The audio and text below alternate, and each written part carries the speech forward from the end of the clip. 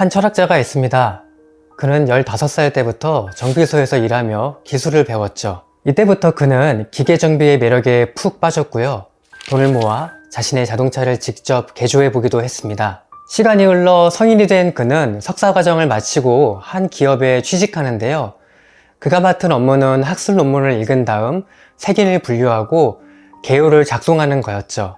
처음에 그는 이 일을 통해 지적 성장을 이룰 수 있을 거라는 기대에 부풀었습니다. 하지만 그가 하루에 소화해야 했던 논문의 수는 무려 28편 정도였습니다. 그날그날의 데드라인을 맞추려면 양심적으로 논문을 꼼꼼히 읽고 개요를 작성하는 게 불가능했죠. 그는 실망과 더불어 자아에 커다란 상처를 입고 얼마 지나지 않아 회사를 그만둡니다. 퇴사 후 시카고 대학에서 정치철학 박사 학위를 받은 그는 워싱턴의 한 싱크탱크의 소장으로 취직하는데요. 하지만 여기서도 그는 만성피로와 함께 자신이 무슨 일을 하는 것인지, 왜 보수를 받는지 등을 끊임없이 고민하죠. 이런 회의감에서 빠져나올 수 없었던 그는 5개월 만에 과감히 사표를 던지고 바이크샵을 엽니다. 철학 박사인 그가 어째서 모터사이클 정비공이 된 것일까요?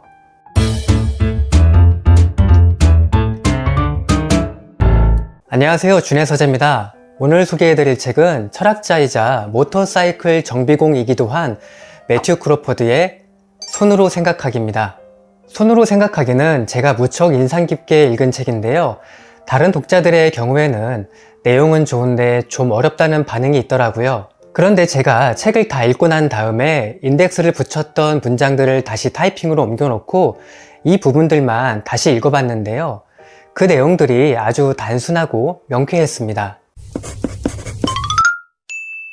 크로포드는 이 책에서 물건에 대한 우리의 성향이 더 수동적이고 의존적으로 변했다고 진단합니다. 그 이유는 우리가 직접 손으로 물건을 고치거나 만드는 기회가 점점 줄어들었기 때문이죠. 우리가 흔히 스마트폰이나 노트북 같은 경우 고쳐야 할 시기가 오면 대개는 그냥 최신 모델을 새로 사버리잖아요.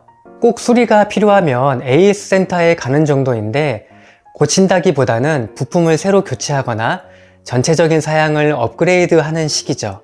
자동차나 가전제품 등도 크게 다르지 않고요. 또 요즘에는 같은 앱을 사용하면 벽에 드릴로 못을 박아주거나 커튼을 달아주는 작업을 대신해주는 사람들도 쉽게 찾을 수 있습니다. 저도 좀 찾아보니 벽에 선반 2-3개를 달아주고 7만원 안팎을 받더라고요. 그런데도 찾는 분들이 정말 많죠. 그래서 크로포드는 지금을 손기술이 외면당하는 시대라고 합니다. 그는 이런 손기술이 전문 기술 이전에 한 인간이 자립하는 데 있어서 중요한 수단이라고 보고 있습니다. 이런 경험을 통해 자기 물건의 진정한 주인이 될 수 있기 때문이라는 것이죠. 원래 인간은 도구를 만들어내는 과정에서 손을 사용하고 두뇌를 개발했잖아요.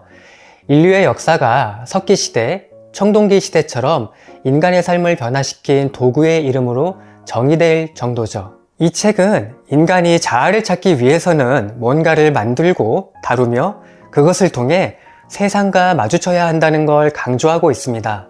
여기서는 우리가 손기술을 잃어버린 원인을 화이트 칼라 중심의 직업 구조에서 찾고 있습니다. 제가 앞서 매튜 크로포드가 워싱턴에 있는 싱크탱크에서 일했다고 했잖아요. 그는 사람들에게 싱크탱크에서 무슨 일을 하냐는 질문을 받으면 내가 진짜 무슨 일을 하는지 생각해야 했다고 합니다. 하지만 바이크숍에서 일하면서 자신을 모터사이클 정비사라고 소개할 때는 자신이 하는 일이 무엇인지가 아주 명확했다고 말하죠. 이런 차이가 발생하는 이유, 그는 기업의 많은 직업들이 모호하고 추상적인 형태로 세분화되어 있기 때문이라고 지적합니다. 한 예를 들어볼게요. 경영 컨설턴트 혹은 기업의 기획, 전략 부서에서 일하는 아버지는 아주 어린 자녀들에게 자신의 일을 정확하게 설명하기 어렵습니다. 모든 직장인들이 표면적으로는 똑같이 컴퓨터 앞에 앉아 일하고 있거든요. 게다가 아버지의 성과는 엑셀 데이터상의 수치처럼 비물질적인 성격이 강하기도 하고요. 그에 반해 수공업 장인, 이를테면 제빵사는 자신이 만들 빵을 먹어보는 것만으로도 명쾌하고도 구체적으로 자신을 증명할 수 있죠. 아빠는 빵을 만드는 사람이야 라고요. 그리고 아빠의 빵 맛을 사람들이 좋아한다는 사실은 견고한 자아와 자부심을 구축합니다. 이처럼 저자는 인간의 정신적인 본성은 물질적인 것에서 드러나는 법이라고 하는데요.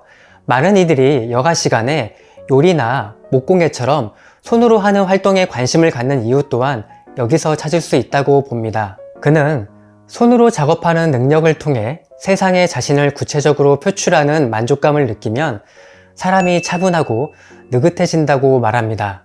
이와 달리 우리가 하는 일은 물리적 실체가 모호하기 때문에 자신의 실적을 증명하려면 그래프나 엑셀 시트처럼 데이터화된 자료를 동원해야만 합니다. 앞서 한 아버지의 예처럼 이렇게 수치화된 실적들은 과장도 가능하고 또 실체가 없기 때문에 체감이 어렵죠. 저자는 조금 가혹하게 들릴 수도 있겠지만 이런 식으로 비물질적인 혹은 데이터로만 존재하는 실적을 자랑하는 건 세상에서 실제 영향력을 발휘하지 못하는 아이들이나 하는 짓이라고 비판합니다.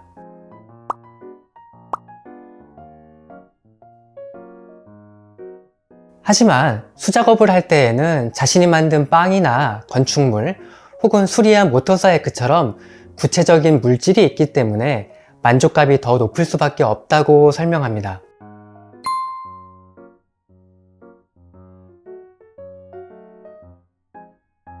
물론 우리 주변에는 시간은 돈이기 때문에 돈 있으면 그냥 업체 부르고 사람 쓰는 게 더 낫다 이런 말씀들을 종종 하시죠. 바쁜 와중에 굳이 직접 물건을 수리하는데 기회비용을 지불할 필요가 없다는 의미일 겁니다.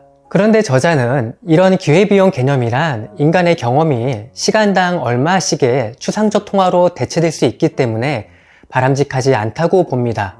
아마 이런 경험을 해보신 분들이 있을 텐데요.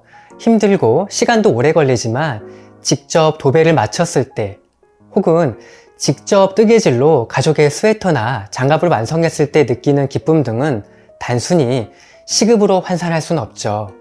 물론 전문가가 아닌 서툰 솜씨로 작업한 결과물들은 그걸 만드는 과정에서 결함들이 생길 수 있고요. 세월이 흐르며 얼룩들이나 흠집 역시 늘어날 수 있습니다. 하지만 크로포드는 이런 흔적들에도 추억과 감정이 더해지면서 자연스러운 표면의 결을 이루게 될 것이라고 말합니다. 아울러 돈이면 다 된다는 식의 소비주의 물질 문화는 대개 자유를 강조한다는 게 특징인데요. 하지만 이 자유는 수많은 제품들 중에서 뭘 살지 선택하는 자유만을 의미할 뿐이라고 지적합니다. 자유인데 제한적이라니 좀 아이러니하죠. 요즘 나오는 전자제품들은 자가진단 기능까지 갖출 만큼 편리성이 극대화됐습니다. 또 스마트폰 하나로 은행, 보험, 쇼핑 등 거의 모든 게 가능하고요. 당연히 이런 제품들이 제대로 기능할 때는 괜찮은데 문제는 고장났을 때입니다. 폴더폰을 사용하거나 아예 휴대폰을 사용하지 않는 사람과 달리 스마트폰의 의존도가 높았던 사람은 정말 커다란 일상의 불편함을 느끼죠.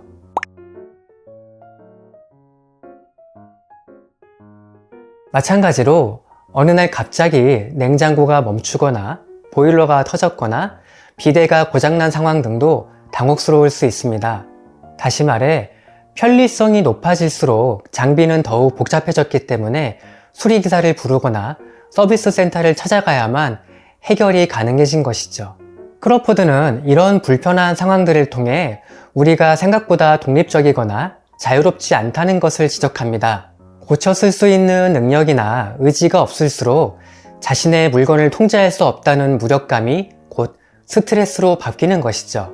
당연히 저자는 장인이나 기술직이 더 낫다 혹은 지금의 사무직을 그만두라는 식의 이야기를 하는 게 아닙니다. 다만 앞서 말씀드린 대로 자립이라는 생활 방식으로서 기술의 가치를 이야기하는 것이죠. 예를 들어 우리 주변을 보면 퇴근 후에 캘리그라피와 인테리어를 공부하고 목공예를 배워서 직접 가족들의 가구와 장난감을 만드는 사람들이 있잖아요. 또 요리에서부터 뜨개질이나 재봉틀 사용법을 가르쳐주는 유튜브 채널이 인기를 얻고 있고요. 이처럼 대량 생산과 디지털 시대에도 많은 사람들이 수작업과 공예의 가치를 인정하고 있다는 걸 알 수 있습니다. 어떤 물건을 사는 대신 직접 만들거나 고치는 시간 동안은 누구나 장인과 예술가가 될 수 있습니다. 이것이 바로 저자가 말하는 자립이 아닐까 합니다. 게다가 이 자립에는 재미와 보람, 가치가 담겨 있죠. 오늘 이야기는 이것으로 마칩니다. 저는 다음에도 유익한 책 이야기로 다시 찾아올 테니까요. 좋아요와 구독 부탁드립니다. 그럼 안녕!